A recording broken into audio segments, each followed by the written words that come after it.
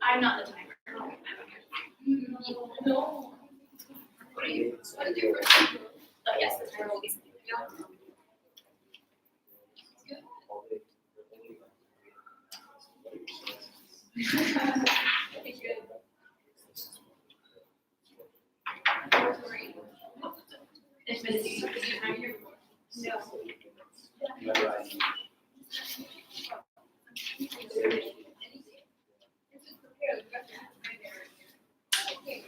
Oratory.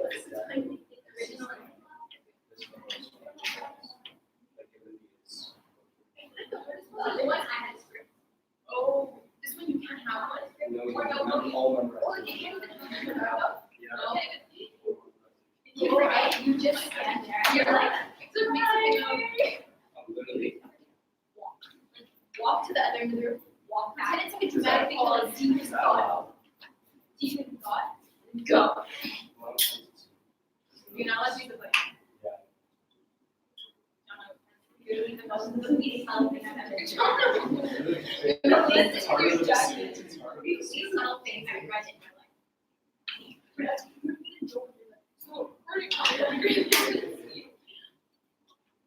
You're the least person I've met in my life. Not the Real life tells us. Imagine.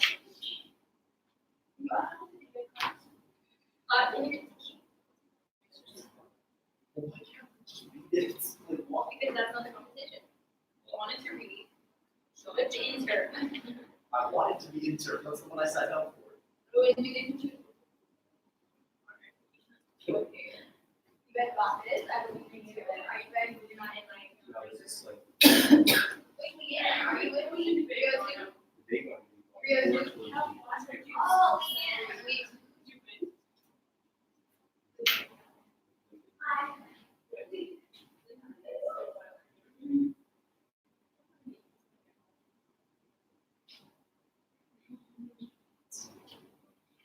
That is live streaming.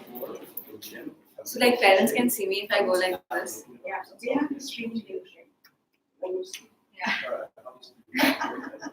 That's so cool. All the timing, right? Huh? They know the time. Yeah, I think so. No, actually, I don't know. I don't think they. Call it quickly and tell them. No, it's fine. I don't know. They get the first round class, then probably you just get to it, then walk down. Yeah. Yeah. still be like sprightly, right? I'm not gonna take all. Mahika's also on this one. Yeah, my family.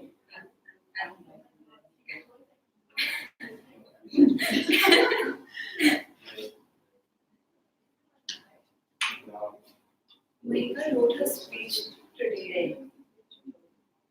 Oh my god. If she does badly today, I'm going to no problem.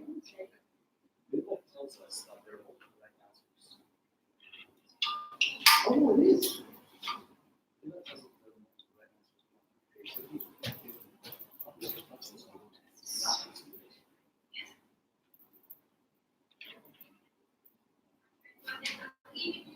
Seven assesses the sort of absolute rights of laws, and leaves no room for outside laws to aid.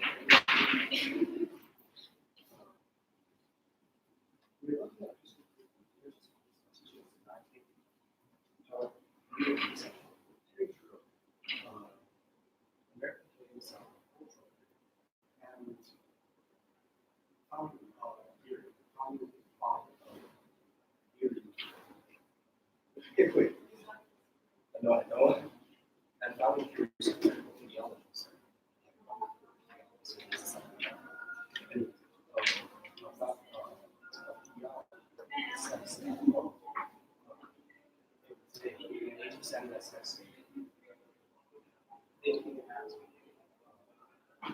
Reasoning and judgment. So by this idea of rubber how it starts. If we are talking about the outside laws for a measure, fit for the university based on A, B, C, or Stop next. We have one more person in this thing.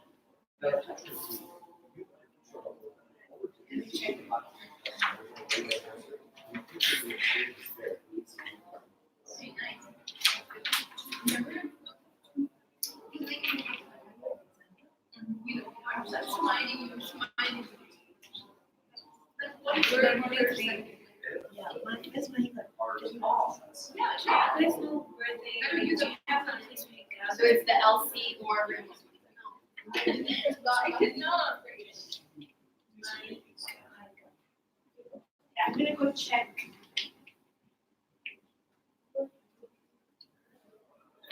Yeah. What time is it?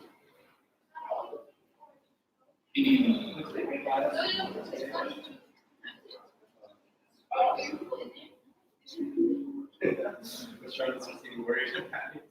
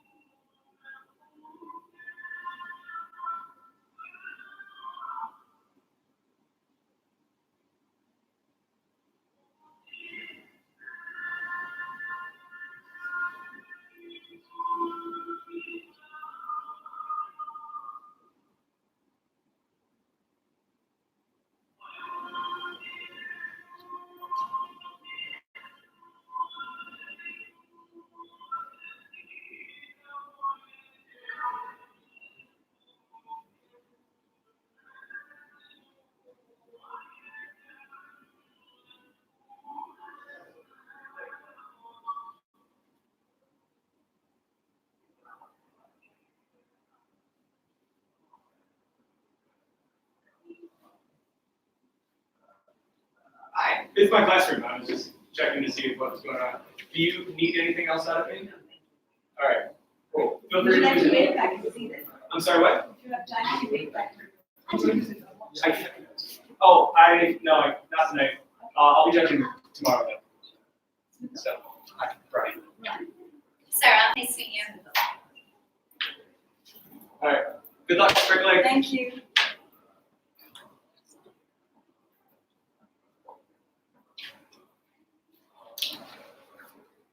Which one is this? Which major? Sorry? What's the three digits? Which subject? I think economics and some other thing, maybe gov. I think these are countries for comparative. I'm sorry. I think these are the flags for comparative government. The countries are named.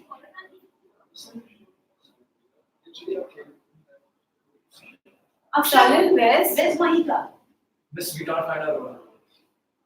What room are you? What room are you? It's already No, past. Miss, we gotta Which room? 326. 326. 326 is But this, that's that one. So if you come, you go here, take the stairs, and go down and up. It's always running.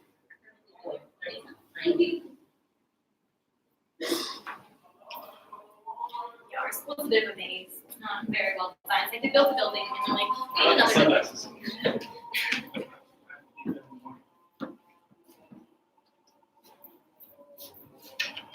Casual crop top. It's a Dutch oven.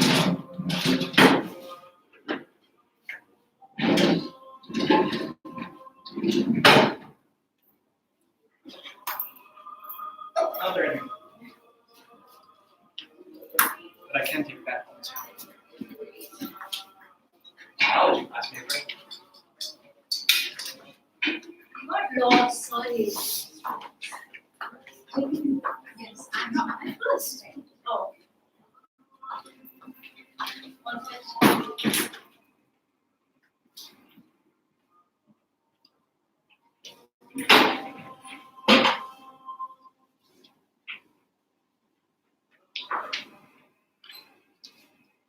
Anju?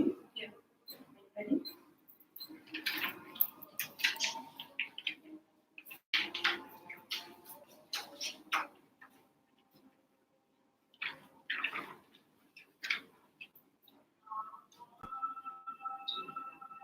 Pin drop silence. Pay attention. The information you are to receive, your future depends on it.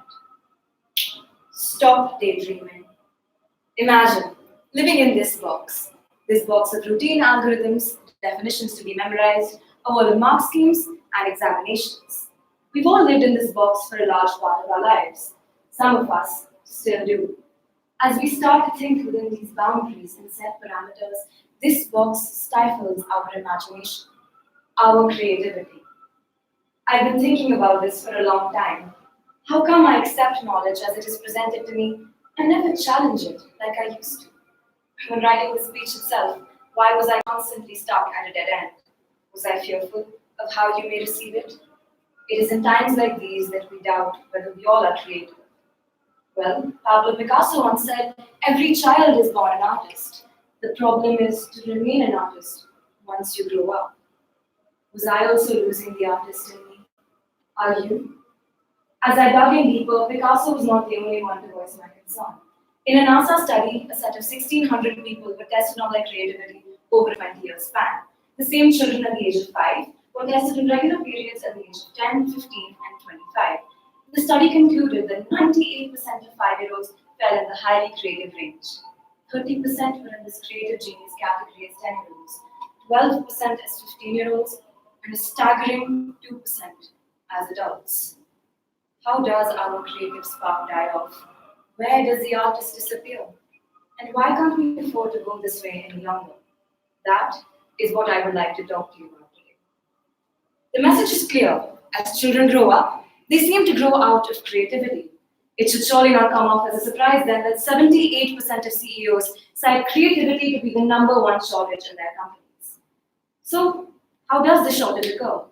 Well, on their hunt for scientists and innovators, the NASA study confirmed that our education system is responsible for this. Under the current culture of education, students are educated out of their creative capacities. How, you ask? Currently, knowledge retention is still prized over original thinking. Professor David Eagleman asserts that we are still stuck in the rut of the Industrial Revolution.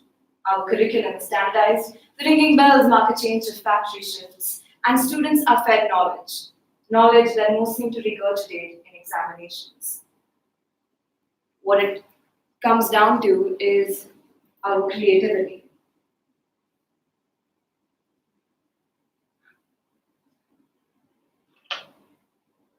As judges in this forensics round, what brings you here to take the time aside and listen to us speak? This may be more than just a competition for you. Perhaps you too believe in the power of creativity. For that, I applaud you. Thank you for your support. Nevertheless, this room of educators who encourage original thinking represents a minority, Rana Dajani, a Jordanian lecturer and university professor, states that current progress, even in the Arab world, is an embarrassing disappointment. Knowledge, information, and theories are presented as indisputable facts, and this creates students who struggle with independent thinking. But what are the implications on our future?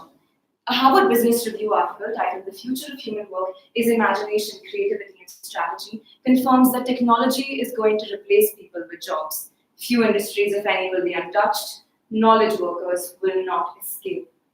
We need to rethink the principles upon which students are educated, because in less than 20 years, standardized tests will have no value.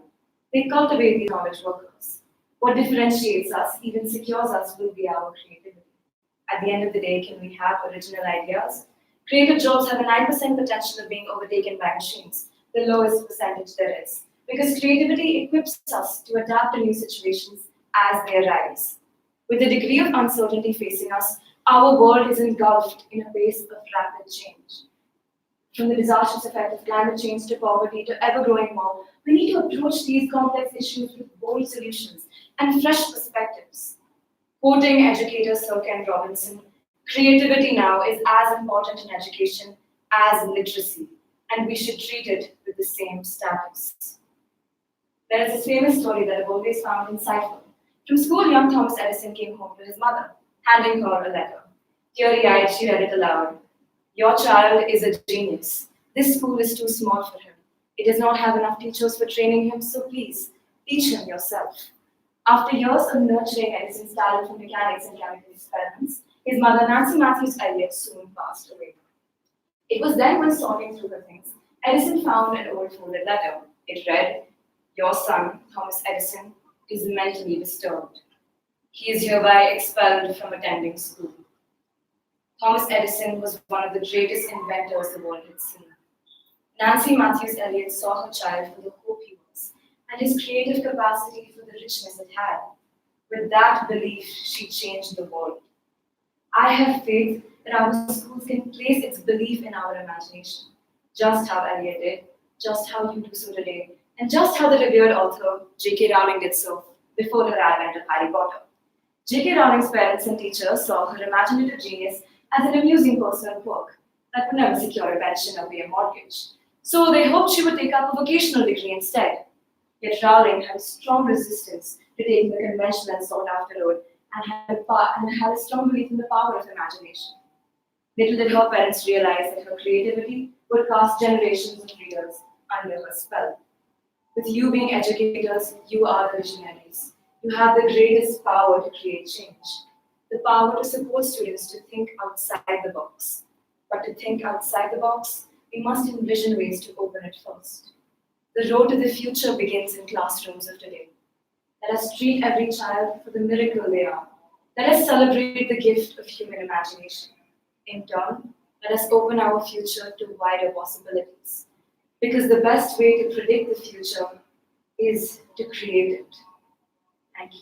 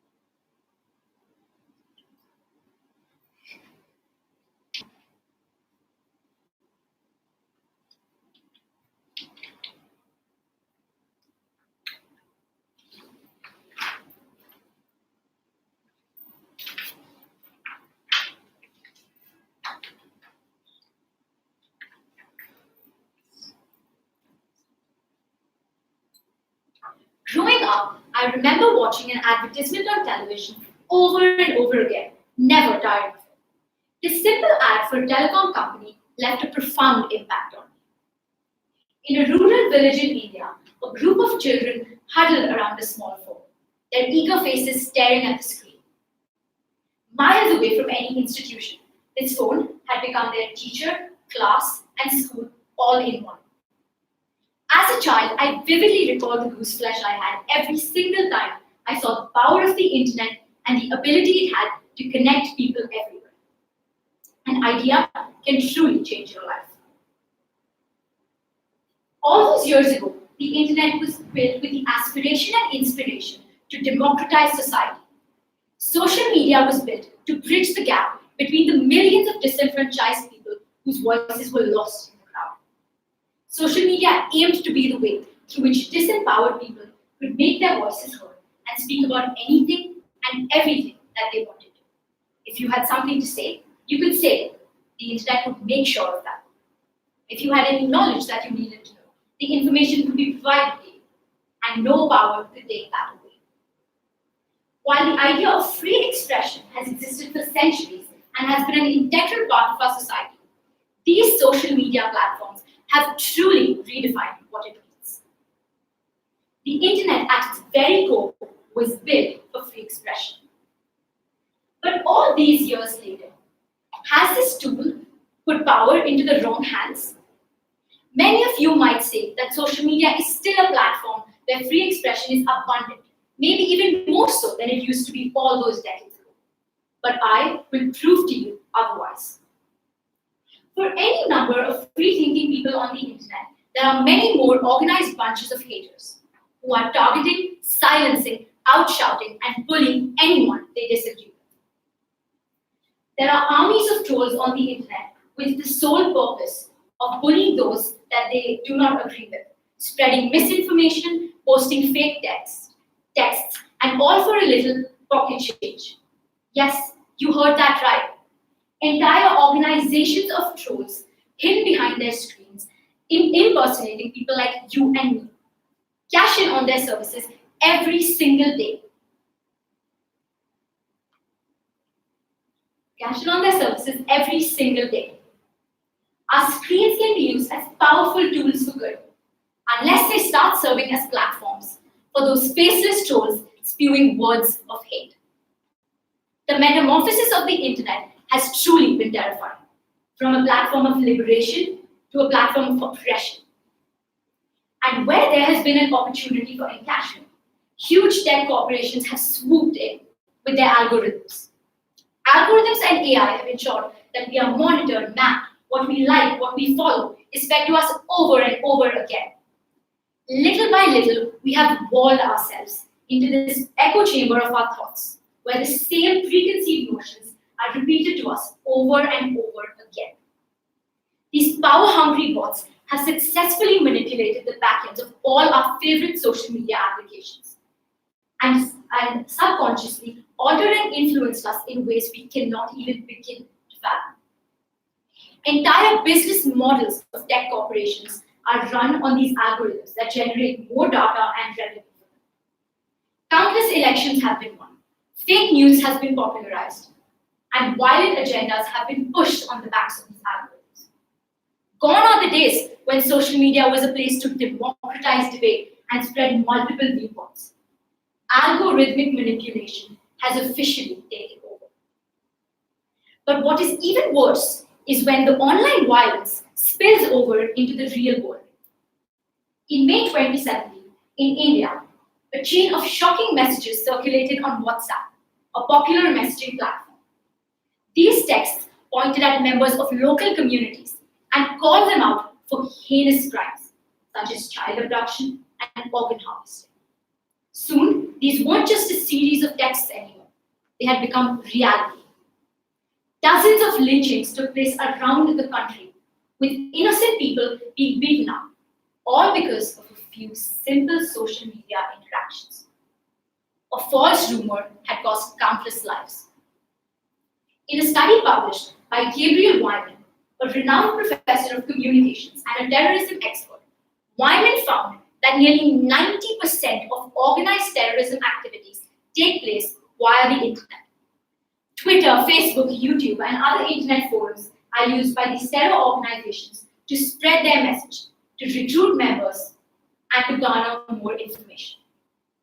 The popular terror organization ISIS has reportedly used more than 100 sites to spread disinformation in the form of violent beheading videos, terror threats, etc. Their social media presence is truly terrifying. Countless other organizations, such as Al Qaeda and Boko Haram, have also used their terrifying social media presences for one purpose only: radicalization. But now you may ask, what can we do to make sure that freedom on social media is not misused? There is no simple question for this tech and social conundrum, but we can begin by having a standard set of regulations that the government and other tech corporations have to sign up for. Governments must ensure that they enforce a specific basic common set of rules on a global scale to ensure transparency for everyone. Another interesting angle to look at the solution of this problem is community moderation. UN Special Advisor David Kay mentioned in a research paper that he encourages the involvement of local communities, non-governmental organizations, and social organizations to partake in this debate through bringing about more transparency and through the application of fundamental human rights as a set standard for social media platforms. We can encourage a healthy debate. What this translates in terms of actionables is a lot of work on our part, the government's part, and the part of tech corporations. My friends, social media is a value neutral tool. How you use it determines the value that it gives you. If hate voices are used and harnessed, then it creates violence. But if social media is used for the greater common good, then we can ensure that we are a force for change. We can even write constitutions together, like we have seen in Iceland, etc. Thank you.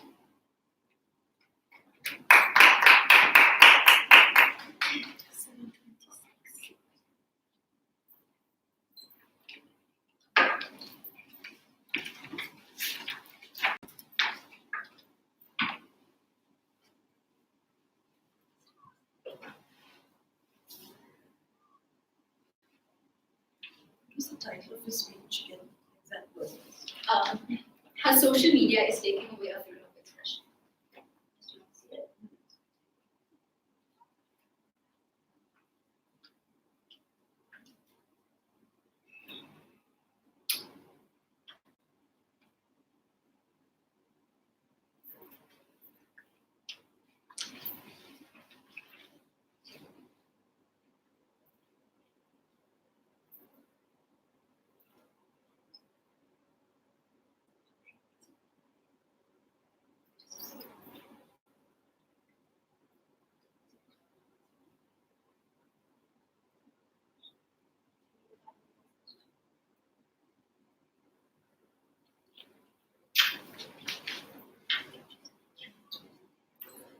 Today, I want to talk to you about assumptions. Most of us make them pretty regularly. Well, assuming is one thing, but judging someone based on an assumption is another thing entirely. When I first moved here, I met this lady who asked my brother, Jonathan, what grade he was going. When he answered 9th grade, she turned to me and said, "Oh, so you're going into 7th grade then?" Now, Jonathan is about 2 years younger and 6 inches taller than me. Based on what the lady could see, this wasn't an unreasonable assumption, but it really annoyed me and judged me. If I get upset about something as minor as that, how would I feel if someone assumed they knew who I am based on society's common misperceptions of redness? It's a hard question to answer, but something I was forced to ask myself when I came across the term toxic masculinity. Toxic masculinity, as defined by the Director of Women's and Gender Studies at Clemson University, Colleen Clemens, is defined as a narrow and repressive description of manhood, designating manhood as defined by violence, sex, status, and aggression. Basically, it's the cultural idea of manliness. What most struck me about this definition was how it was both confusing and misleading. It seems that our cultural definition of masculinity is exemplified by toxic behaviors. I have a great dad, awesome brothers, and a ton of guy friends who I have amazing relationships with. So I was concerned when I came across the term toxic masculinity, because I saw how easily it could be misinterpreted to mean that the very basis of masculine identity is toxic. Don't get me wrong, the issues at the heart of the masculinity debate are very real. According to Statista.com, between 1982 and November 2018, there were 110 mass shootings in the United States. 106 of those were carried out by men. And more than large-scale attacks, domestic abuse perpetrated by men is a real problem too.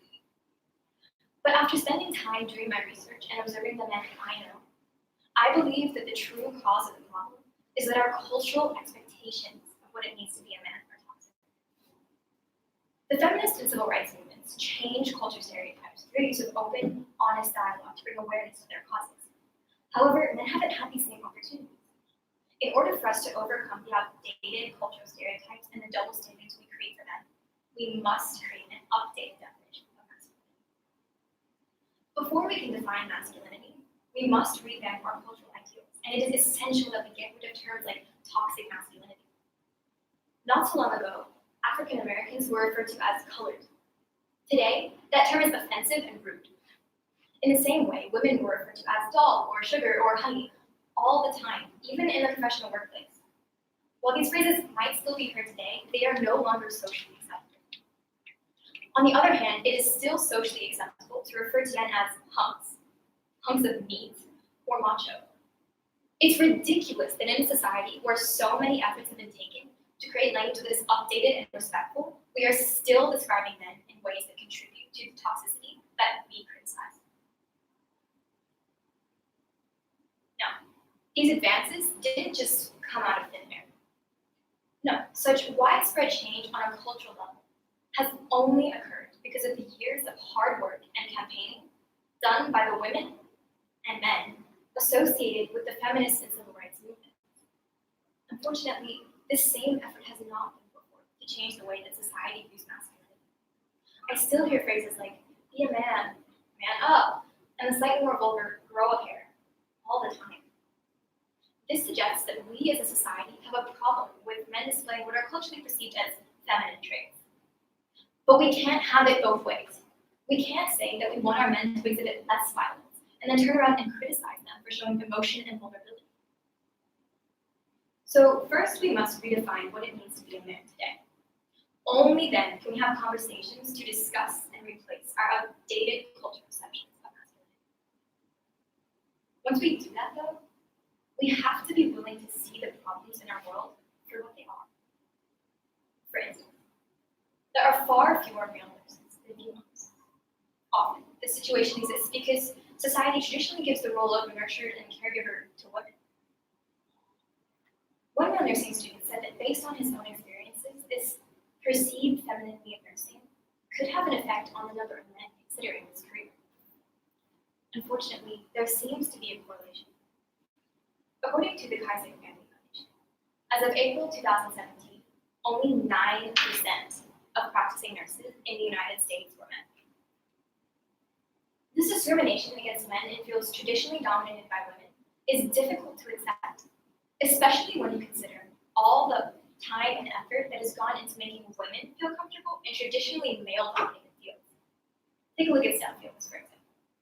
According to the University Times, the largest student newspaper in Ireland, there is nothing like the proactivity seen in trying to bring women to STEM when it comes to men in nursing.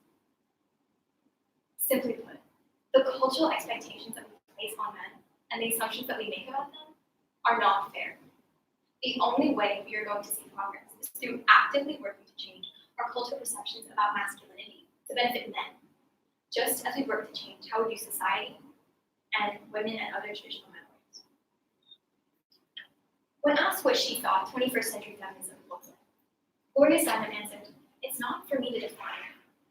The message of feminism is that each of us, as female human beings, define ourselves. In order for us to be able to define masculinity, we must revamp our cultural expectations to ideals that are relevant in the 21st century. Then we must build on that foundation to redefine what it means to be a man today. Changing societal perception is a big, difficult thing to do, but change starts right now, with you and with me. Like Gloria Steinem said about 21st century feminism, we must define masculinity for ourselves. If my friends and family have taught me anything about masculinity, it's that there is more than one way to be a man. We no longer hold women to the same outdated cultural stereotypes we did 50 years ago. Don't we owe it to our men to afford them that same consideration?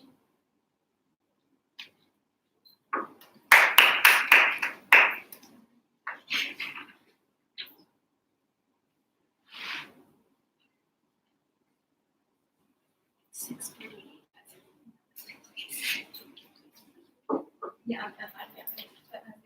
Yesterday I did Thank you, girls.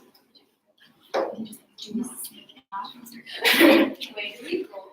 You just go to the room. Yeah, just give it Because to you're me. not that long. Yeah. You have it. Good job.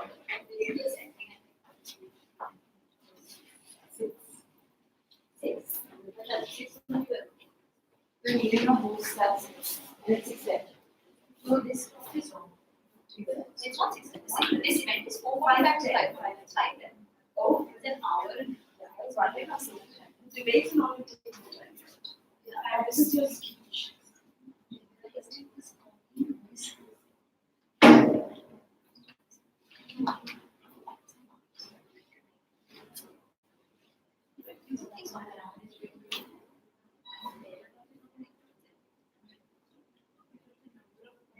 Obviously.